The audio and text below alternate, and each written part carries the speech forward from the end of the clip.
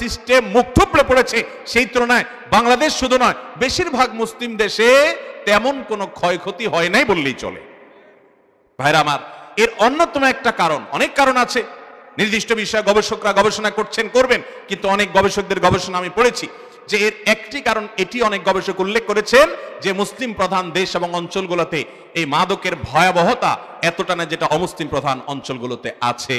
ভাইরা আমার, কোভিড-19 পরে লকডাউন যখন উঠে গেল, ভারতের একটা নিউজ বিভিন্ন জায়গায় বেশ চাউর হয়ে প্রচার হতে থাকলো যে সেখানে মানুষের সবচেয়ে বেশি সিরিয়াল দেখা গেছে মদের দোকানে। লকডাউন যাওয়ার পরে সিরিয়াল কোথায় বেশি? মদের দোকানে, কারণটা ছাড়া তারা বাঁচে না। আমি সবার কথা বলছি না, ভারতে বহু মুসলমান আছেন, বহু আল্লাহ ভীরু মানুষ আছেন, এমনকি হিন্দু ধর্মাবলম্বী অনেকে আছেন যারা মাদক গ্রহণ করে না। আমি সবাইকে দোষারোপ করছি না, কিন্তু অনেকেই করে।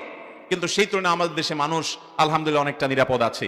কিন্তু এটিকে ধ্বংস করবার জন্য শয়তান কিছু অসাধু ব্যবসায়ীকে টাকা পয়সার লোভে ফেলে তাদেরকে দিয়ে এই মাদক বিক্রি, বিপণন, চোরা কারবারি এটার সাথে তাদেরকে জড়িয়ে ফেলছে এবং এই টেকনাফ দিয়ে ঢুকে গোটা দেশ শেষ হয়ে যাচ্ছে।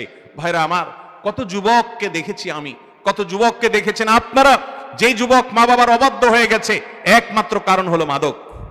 কত স্বামীকে আপনারা দেখেছেন স্ত্রীকে রেখে, সংসার ফেলে রেখে সে এরকম উচ্ছন্নে চলে গেছে এবং সে তার সোনালী সংসারকে ধ্বংস করে দিয়েছে, কত নারীর জীবনকে তছনছ করে দিয়েছে, কত সন্তান বাবার স্নেহ থেকে বঞ্চিত হয়ে গেছে। কারণ হলো এই মাদক। এই মাদক আপনি তো সেখান থেকে বিক্রি করে হয়তো 200-400, 2-4 হাজার টাকা প্রতিটা ট্যাবলেটে, বোতলে এই হারাম জিনিস বিক্রি করে কামাই করলেন। ভাইরা আমার, হারামেরও তো একটা স্তর থাকে। এটা এমন হারাম যে এই হারামের কারণে, এর ধাক্কায় একটা মানুষের জীবন শেষ হবে, একটা মহিলার সংসার শেষ হবে, বহু বাচ্চার পবিত্র এবং পরিচ্ছন্ন